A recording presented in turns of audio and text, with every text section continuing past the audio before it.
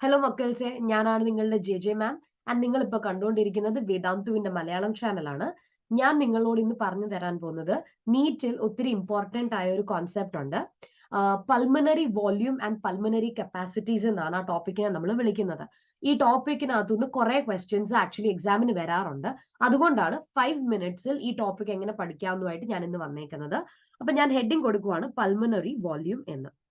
Pulmonary volume എന്ന് വെച്ചാൽ നമ്മൾ നോർമലി റെസ്റ്റ് ചെയ്യുന്ന സമയത്തും നമ്മൾ നോർമലി ഇച്ചിരി യോഗയൊക്കെ ചെയ്യുന്ന സമയത്തും എങ്ങനെയാണ് നമ്മുടെ ലങ്സിനകത്തെ ബ്രീതിങ് കപ്പാസിറ്റീസിനകത്ത് വ്യത്യാസം വരുന്നത് എന്നാണ് നമ്മൾ മനസ്സിലാക്കുന്നത്. അപ്പൊ പൾമനറി വോള്യൂം നിങ്ങൾക്ക് എപ്പോഴെങ്കിലും ഐഡന്റിഫൈ ചെയ്യണമെന്നുണ്ടെങ്കിൽ നമ്മൾക്കൊരു മെഷീൻ ഉപയോഗിക്കേണ്ടി വരും. ആ മെഷീന്റെ പേരാണ് സ്പൈറോമീറ്റർ. സ്പൈറോമീറ്റർ ഉപയോഗിക്കുവാണെങ്കിൽ നമ്മുടെ ലങ്സിന് അകത്തോട്ടും പുറത്തോട്ടും എത്ര എയറിന്റെ എക്സ്ചേഞ്ച് ആവുന്നുണ്ടെന്നുള്ളത് നമുക്ക് ആ സ്പൈറോമീറ്റർ ഉപയോഗിക്കുന്നത് വഴി മനസ്സിലാക്കി എടുക്കാൻ പറ്റും. സപ്പോസ് ഇപ്പൊ നമ്മൾ ഒരു നോർമൽ റെസ്റ്റിംഗ് ഫേസിൽ ഒരു റെസ്റ്റിംഗ് പീരീഡിൽ ഇരിക്കുവാണെങ്കിൽ ആ റെസ്റ്റിംഗിന്റെ പീരീഡിൽ നമ്മൾ നോർമലായിട്ട് ബ്രീത് ഇൻ ചെയ്യുന്നു ആൻഡ് നോർമലായിട്ട് ബ്രീത് ഔട്ട് ചെയ്യുന്നു. ആ നോർമലായിട്ട് ബ്രീത് ഇൻ ആൻഡ് നോർമലായിട്ട് ബ്രീത് ഔട്ട് ചെയ്യുന്ന ആ വോള്യൂമിനെയാണ് നമ്മൾ ടൈഡൽ വോള്യൂം എന്ന് വിളിക്കുന്നത്. ടൈഡൽ വോള്യൂം എന്ന് പറയുന്നത് ഒരു 500 ml വരെ വരുന്ന ഒരു എക്സ്ചേഞ്ച് ആണ്. അപ്പൊ ടൈഡൽ വോള്യൂം എന്ന് പറഞ്ഞാൽ റെസ്റ്റിംഗ് സ്റ്റേറ്റ് നമ്മൾ ബ്രീത് ഇൻ അല്ലെങ്കിൽ ബ്രീത് ഔട്ട് ചെയ്യുന്ന വോള്യൂം ആണ് ടൈഡൽ വോള്യൂം. അപ്പൊ ടൈഡൽ വോള്യൂം റെസ്റ്റിംഗ് പീരീഡിലാണ്. അപ്പൊ 500 ml മാത്രമേ അതൊരു ചെറിയ വോള്യൂം ആയിട്ട് നമുക്കത് കൺസിഡർ ചെയ്യാം.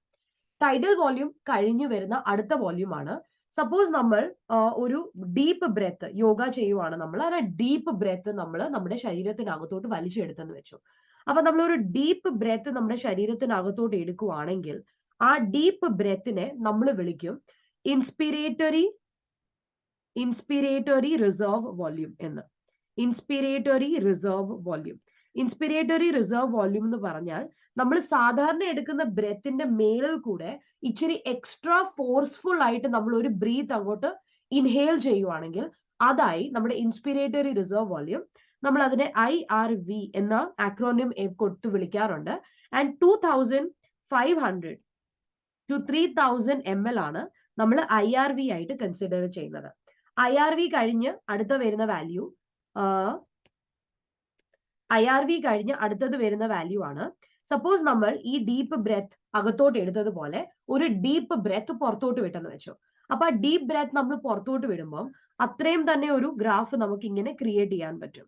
ഈ ബ്രീത്ത് ഡീപ്പ് ആയിട്ട് ഒരു എക്സലേഷൻ നമ്മൾ ചെയ്യുമ്പോൾ അല്ലെങ്കിൽ ഡീപ്പ് ആയിട്ടുള്ള ബ്രെത്ത് നമ്മൾ എക്സേൽ ചെയ്യുമ്പോൾ അതിനെ നമുക്ക് എക്സ്പിരേറ്ററി റിസർവ് വോള്യൂം എന്ന് വിളിക്കാം.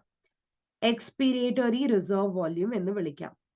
ഈ എക്സ്പിരേറ്ററി റിസർവ് വോള്യൂം ഇന്റെ കപ്പാസിറ്റി അല്ലെങ്കിൽ അതിന്റെ ക്വാണ്ടിറ്റി 2500 to 3000 ml വരെ വരത്തില്ല.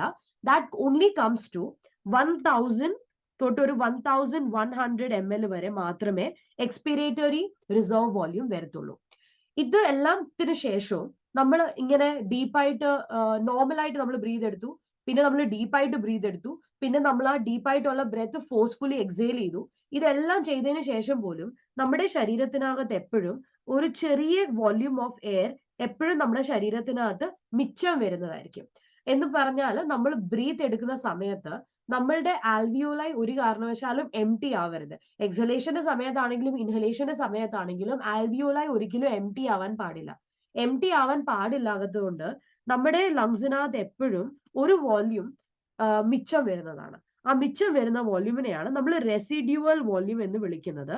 ആൻഡ് റെസിഡ്യൂവൽ വോള്യൂമിന്റെ കപ്പാസിറ്റി വരുന്നത് ഒരു 1100 തൊട്ട് 1200 ml ഇടയ്ക്കാണ്. അപ്പൊ നമ്മൾ എന്ത് ചെയ്താലും അത്രയും വോള്യൂം നമ്മുടെ ശരീരത്തിനകത്ത് മിച്ചം തന്നെ നിൽക്കുന്നതായിരിക്കും. ഇതെല്ലാം കൂടാതെ അപ്പൊ ഇതാണ് നമ്മുടെ റിസർവ് വോള്യൂംസും നമ്മുടെ വോള്യൂം ലങ്സിന്റെ വോള്യൂം. ഇതാണ് നമ്മുടെ കോൺസെപ്റ്റ്. ഇനി നമ്മൾ വരുന്നത് കപ്പാസിറ്റിയിലോട്ടാണ്. കപ്പാസിറ്റി എന്ന് പറഞ്ഞാൽ നമ്മുടെ ലങ്സിനകത്ത് എന്താണ് ഒരു ബേസിക് കപ്പാസിറ്റി. അപ്പൊ ഈ വോള്യൂംസ് എല്ലാം ഉപയോഗിച്ച് തന്നെ നമുക്കൊരു കപ്പാസിറ്റി മനസ്സിലാക്കാൻ പറ്റും. അപ്പൊ എന്തിന്റെ കപ്പാസിറ്റിയാണ് ഞാൻ നിങ്ങൾക്ക് പറഞ്ഞുതരാം. ഫസ്റ്റ് ഓഫ് ഓൾ സപ്പോസ് നമ്മൾ ഒരു നോർമൽ ബ്രെത്ത് നമ്മുടെ ശരീരത്തിനകത്തോട്ട് വലിച്ചെടുത്തു, അതിന്റെ കൂടെ മേളിൽ കൂടെ ഒരു ഫോഴ്സ്ഫുൾ ബ്രെത്ത് നമ്മുടെ ശരീരത്തിനകത്തോട്ട് എടുത്തെങ്കിൽ അത് നമുക്ക് പറയാൻ പറ്റും അത് ടിവിയുടെ വോള്യൂം പ്ലസ് IRV ആണെന്ന് നമ്മൾ കൂട്ടുവാന്ന് വെച്ചു.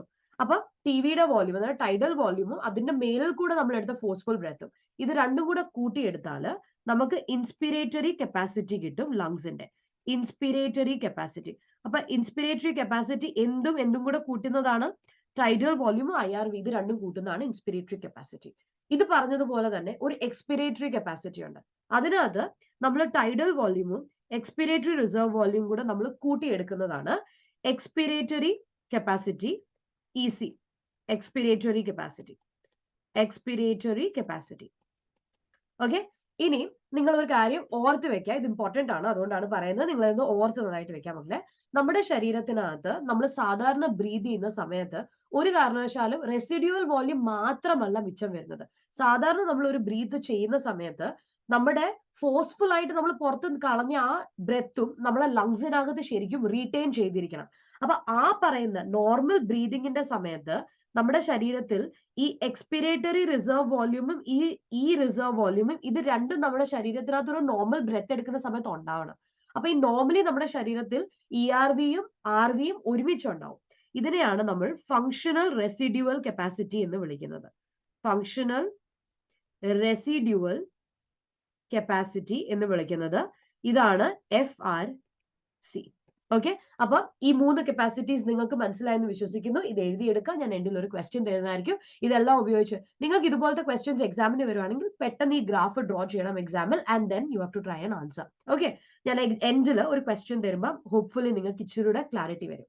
അടുത്തത്, സപ്പോസ് നമ്മൾ TVനെയും IRVയെയും ERVയെയും ഈ 3 ക്വാണ്ടിറ്റിയെ നമ്മൾ ആഡപ്പ് ചെയ്തെന്ന് വെച്ചു. എന്ന് പറഞ്ഞാൽ ഇൻ ഡിഫറെന്റ് വേർഡ്സ് IC ECയെ ആഡപ്പ് ചെയ്തു എന്ന് പറഞ്ഞാൽ നിങ്ങളൊന്ന് ശ്രദ്ധിച്ചു നോക്കുക. TV IRV ERV അല്ലെങ്കിൽ അത് ഈക്വൽ ആണ് IC ERV ആഡ് ചെയ്യുന്നത് അല്ലെങ്കിൽ EC IRV ആഡ് ചെയ്യുന്നത്. ഇങ്ങനത്തെ നമുക്ക് ഇങ്ങനെ ക്വസ്റ്റ്യൻസ് അവര് പല തരത്തിലും പല രൂപത്തിലും പല കോമ്പിനേഷൻസിലും തരും. അപ്പൊ നിങ്ങൾ ആ കോമ്പിനേഷൻസ് ഓർത്ത് വെക്കാൻ വേണ്ടിയിട്ടാണ് ഞാൻ ഈ ഗ്രാഫ് ഓർത്ത് വെക്കാൻ നിങ്ങളോട് പറയുന്നത്. അപ്പൊ സപ്പോസ് നമ്മൾ IRVയും TVയും ERVയും നമ്മൾ ആഡ് ചെയ്തു. അപ്പൊ ഈ വരുന്ന വോള്യൂംസ് അതിനെ നമ്മൾ വിളിക്കുന്ന പേരാണ് vital capacity VC. Vital capacity VC. Okay, VC കഴിഞ്ഞ് ഈ ലങ്സിന്റെ ടോട്ടൽ, അതായത് ഈ വൈറ്റൽ കപ്പാസിറ്റിയുടെ കൂടെ RVയും കൂടെ നമ്മൾ ആഡ് ചെയ്യുവാണെങ്കിൽ, റെസിഡ്യൂവൽ വോള്യൂം കൂടെ നമ്മൾ ആഡ് ചെയ്യുവാണെങ്കിൽ ഈ ടോട്ടൽ ആയിട്ട് വരുന്നതാണ് ടോട്ടൽ ലങ് കപ്പാസിറ്റി TLC. അതായത് നമ്മുടെ ടോട്ടൽ ലങ്സിന്റെ capacity, total lung capacity. Perfect. So I hope the concept is very clear to everybody. ഈ കോൺസെപ്റ്റ് എല്ലാവർക്കും നന്നായിട്ട് മനസ്സിലായെന്ന് വിശ്വസിക്കുന്നു മക്കളെ. ഈ ഗ്രാഫ് ഉണ്ടാക്കി വേണം നിങ്ങൾക്ക് എക്സാമിന് എന്തെങ്കിലും ക്വസ്റ്റ്യൻ വന്നു കഴിഞ്ഞാൽ നിങ്ങൾ അത് ആൻസർ ചെയ്യാൻ. അപ്പൊ I will give you 1 question, നിങ്ങൾ അതൊന്ന് ആൻസർ ചെയ്യാൻ നോക്കുക. Okay, I am going to give you 1 question guys.